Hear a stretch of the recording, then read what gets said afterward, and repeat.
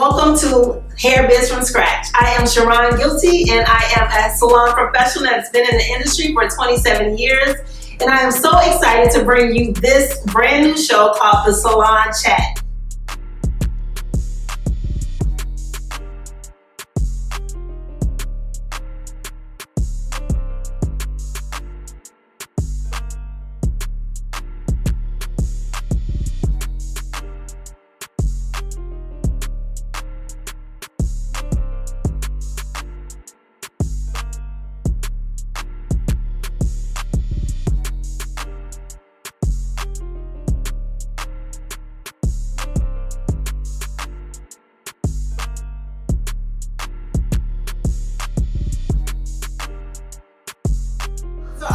For Hair Biz from Scratch is to help the new salon professional to build, own, operate, and maximize their hair business. I am so excited that you guys are here, that I have my friend Stephanie here, and I have little Nia right there, who is like I don't know, Nia has an alter ego.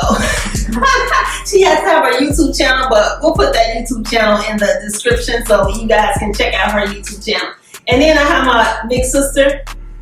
She's really my little sister, but I have my little sister over there, and of course, my love, Mr. David Guilty. So today, guys, I want to find out where you guys started out in the industry. Like Tam, I know you're an educator. You got your cosmetology. Well, you attended Pivot Point for school, but you also got your cosmetology license from there. So how did you start out in the industry? How long you been in the industry? And do you regret starting out the way you started out in the industry? Well, I did not go straight through and get my instructor's license. I stayed out for 2 years and then I went back.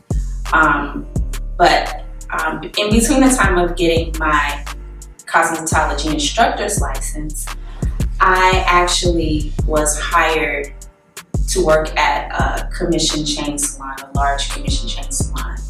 Great salon, but there weren't people coming in that looked like me, and I wanted to specialize in black hair.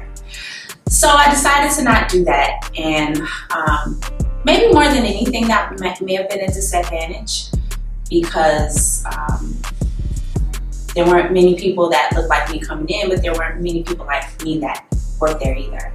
So that could have been a boost in my career, being one of the only people of color that actually worked there that was really able to do black hair. But along the way, I ran into some great salon owners that I've worked for, and I've learned a lot. But I think if I could do it again, I probably would have stayed while I was initially hired to work at. Why do you think you say that? Well, sometimes the structure helps a new stylist. When you are working for a private owner, you gotta be on it. They're not always feeding you clients. They're not always, giving you what you need to survive, because it's kind of up to you. So, you have a job, but you have a job where you can not go to work if you technically you don't want to. Right. So, you have to be persistent. So you gotta have that hustle mentality. You gotta have that hustle mentality. Right. And sometimes when you are in a more structured atmosphere, environment, then, I gotta get to work, because they write you up as corporate. They'll write you up. So, and that's what I was used to. I came from a corporate environment, even though I hated it, But the structure helped you. The structure, yeah. Cool. Okay, Miss Nia. Miss Nia is in school at... I go to G Skin and Beauty in Oak Brook. And what are you feeling about the school that you attend? And do you feel you're getting a lot? Or when you look, say, on YouTube, or when you look on social media, do you feel like you're missing out and you're not really getting what you need to get? How do you feel about being in school, and when will you finish school? Well, currently the school I'm at now, I just feel like it's not really structured the way it could be. I feel like we're not getting direct,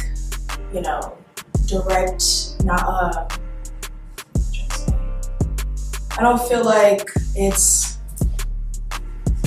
Just say it, girl. Just say it. Like you doing on YouTube videos. I want you to talk just like that. Just get down into it. I mean, I'm there, like, luckily for me, like, I've always been into hair, so, like, I kind of have a background of how, you know, how to do certain things, but I feel like, you know, the school I'm at now, it's not really, like, what am I trying to say? Structured? Yeah, it's not structured correctly, like, you know, we don't have, like, the right teaching, I would say, but I'm there, like, I'm already on the floor now, so I just do mannequin work, and, you know, I take clients, so I'm just there to get my license and go, honestly. I just be in my mode when I'm in school. And I should be graduating by the end of May. So I'm excited about that. I get a lot of my inspiration off of YouTube though. I watch a lot of YouTube videos. And Can I tell you something? Yeah. Every cosmetology student feels like they're not getting what they're supposed to get. Yeah. No matter what. I taught at Pivot Point for 7 years, and every student, they all said, Miss Tan, I don't feel like I know anything. And I know that I've poured myself into them and given them everything that they need. What cosmetology school is, and no cosmetology student believes this, but what cosmetology school is, it is a foundation. Yes. It is not to solidify anything. It's for you to learn the basics, for you to get your license so you can go out there, and that's what you learn. So being able to intern with Sharon will help you solidify and build upon what you already know. I don't want to tell you to not expect too much, but don't feel bad because, you know, if you need me, you can call me. So now we have Stephanie. Y'all see Stephanie's hair? It's Adorable. amazing, right? Man, It's colorful, just I wanna like cut she it. is. I love it. I want to cut. So Miss Stephanie is a salon suite owner in one of the suites I used to work in up north. And you know how people say a first impression is a lasting impression? That's what I got from her. I mean, when I went in, because I love to see fashionable people, and we're in a beauty industry. And when you go out in the street, you need to look fashionable. You need to look like you're in the beauty industry. So when I first saw Stephanie, I said, wow, I'm going to be right next door to Stephanie. And so I was excited about her whole look. I mean, she wore black like I love to do in the salon. Her hair was on point. Her suite is immaculate. I have to add some pictures to this video to show her suite and some of her work. So this is Miss Stephanie, and I'll let her tell you about her. I went to a Pivot Point member college in the middle of nowhere, Illinois. I grew up on a farm. I thought beauty school seemed cool and was going to be my fastest ticket out of the cornfields. And it was.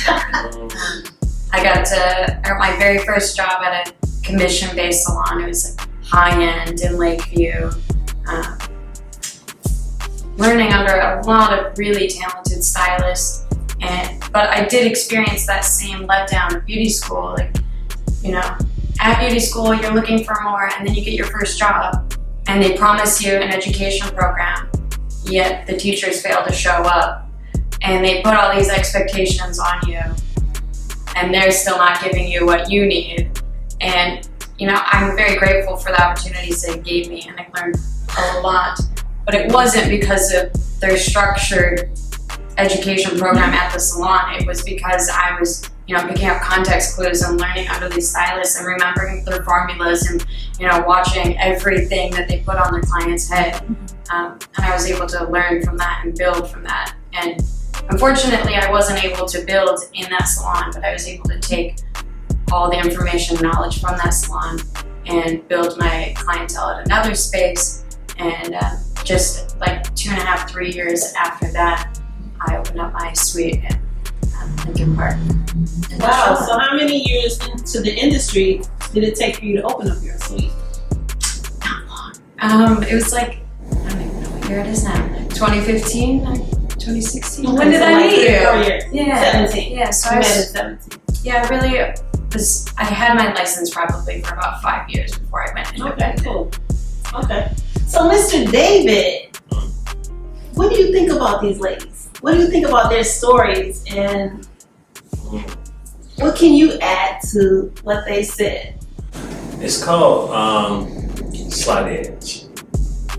And when I listen to the foundation, to really understand where everybody comes from. And you know, you've been an educator, you have one side, and you also were a student, right? And you also worked in different salon atmospheres, whereas Miss Nia had no experience. All her environment was what she doesn't get, right? And at first, Miss Stephanie, everybody can only go off their experience and what they're doing. Because we all are learning how to deal with something that's an option to other people. Whereas our love is our profession because we want to give back to people and learn them. So as I listen to all of y'all, what we're here today for is to build a network of people, so no matter what environment we come from, no matter what challenges that we had, we're able to speak to the people and we're able to switch places with our clients so we can better serve their beauty needs. Wow.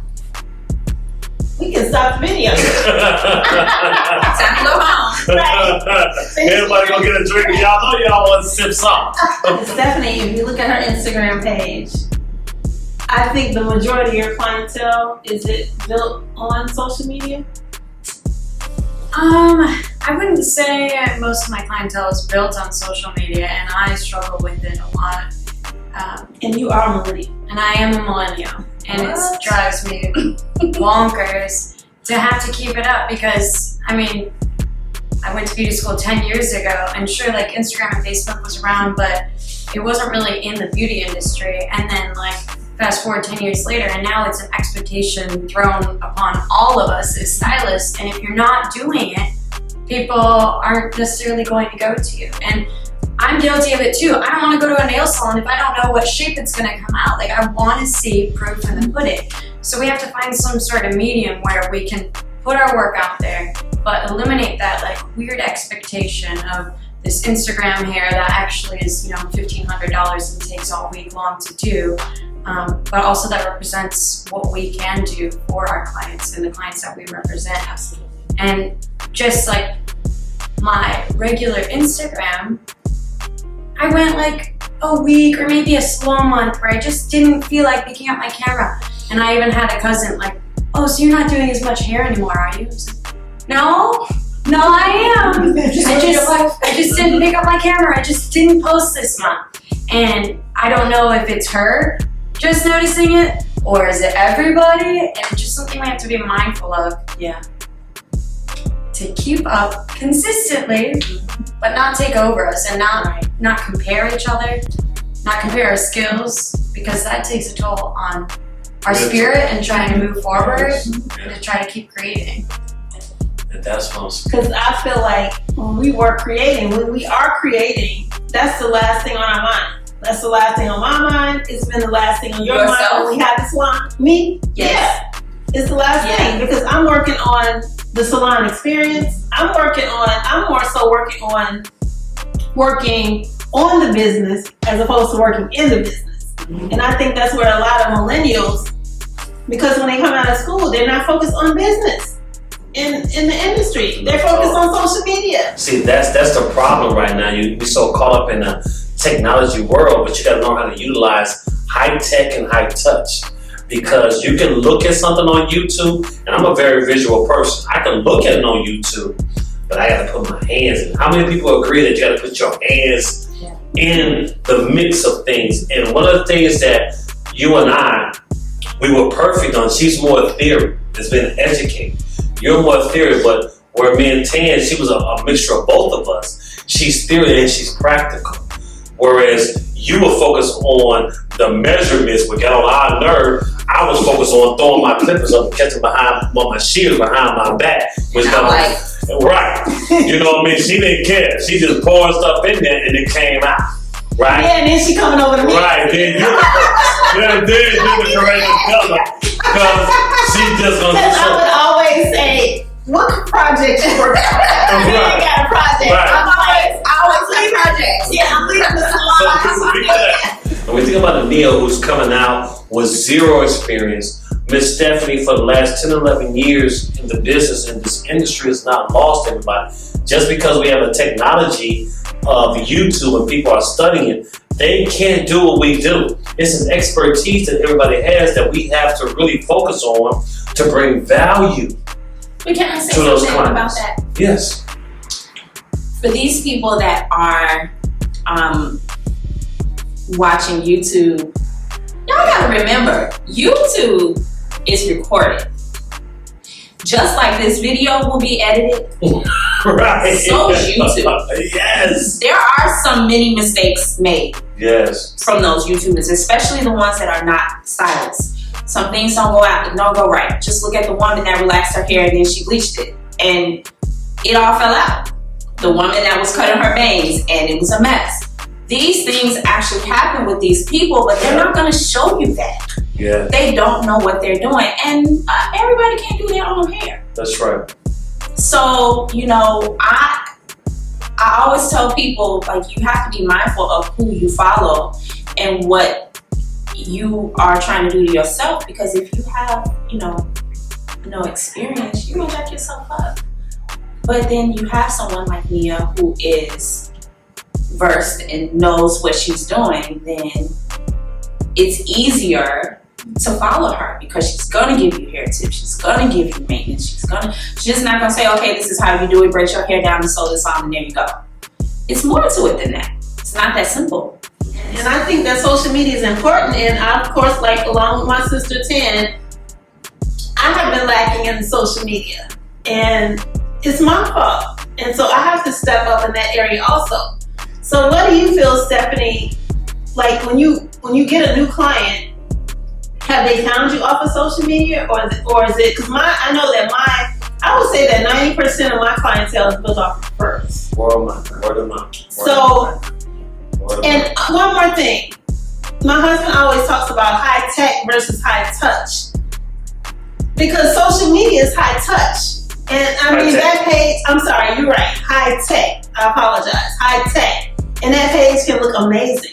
Right. But that page does not tell you how professional you are. That's right. Because you can get to that salon and they have 3 or 4 people waiting. Any business. Catfish. Yeah. And then you're like, okay, I love her work, but I don't like the way she has me waiting for 2, 3, 4 hours just for a 1-hour service.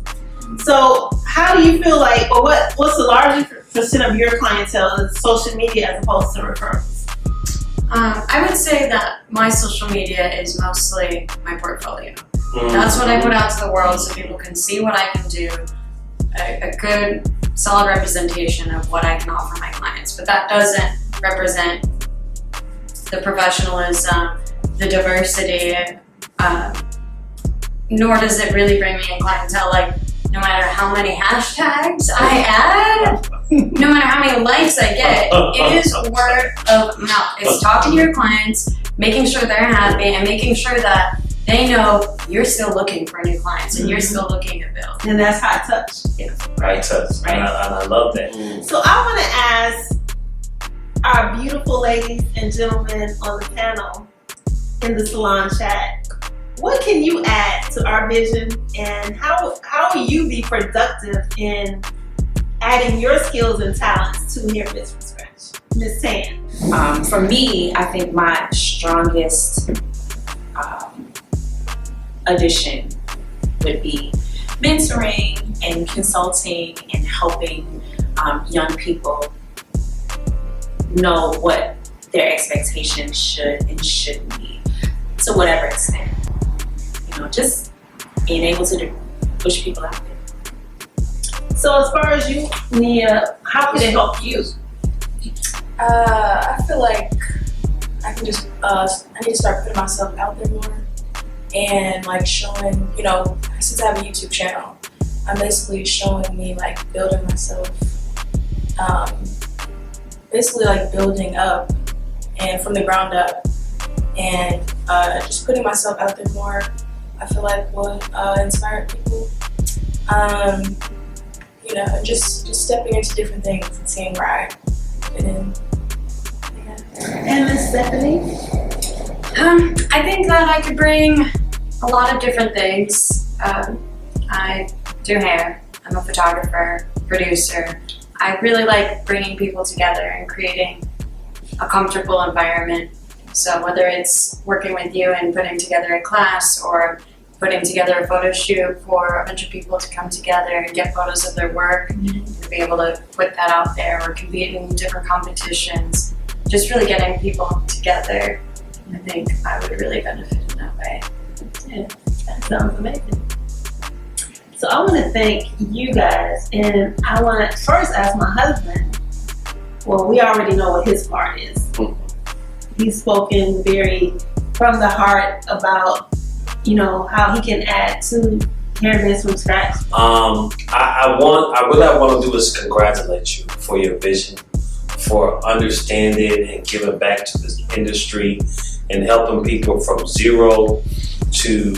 I've talked to people about your mindset about that. It's like, listen, everybody can learn from that. Please ask her not to just focus on people from 0 to 5 years.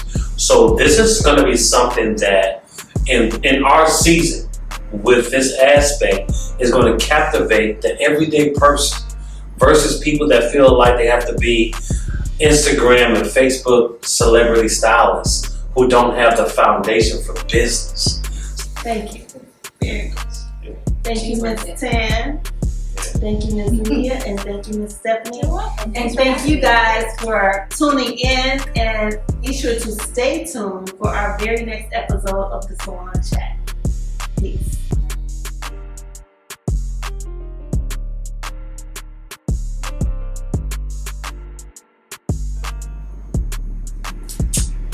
Okay, so me, like I said, I am still in cosmetology school now. I've been in school for about 6 months, so I should be graduating by the end of May. And I feel like I should start off somewhere, and I would love to actually be an intern with you, Shannon. I feel like that would be great. It's Sean. Girl, we're gonna get you. Oh my god. Start over. Okay. Continue. I That's the fun would part. love to intern with Shannon. I feel like that would be a good experience for me. And Say guilty. Okay, let me stop you. That'll help you because you keep saying shit. We should do something. Tan model. Model, Tan, go And for pose, model. and pose, and pose, and pose. No, don't do that. Doing You all don't that. have them on the top like this. Yeah. But Donka! Yeah, you got a little junk in your trunk. Junk in her trunk. You recording? I am. I'm here. Oh, I got my booty! Yes. She got some junk in her trunk. Who do?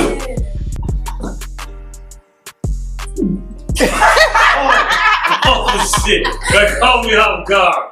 I'm gonna ask everybody this: have you ever went somewhere? I don't care where it is, restaurant, salon. I'm gonna say nails because none of us do nails, right? On a day-to-day basis, you tried everything from, waxing. Just answer the question. She been waxing toes and stuff. You know those little hairs on your toes? She did that. I love it. She do that all the time. Since we were young.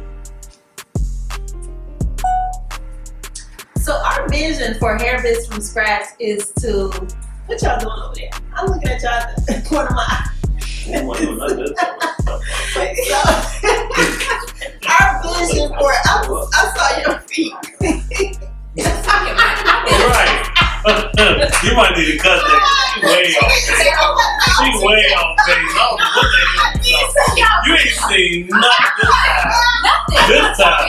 This time. No. This time we was really about our business. Yeah, right. Right, Lamb? So our vision, she looking down.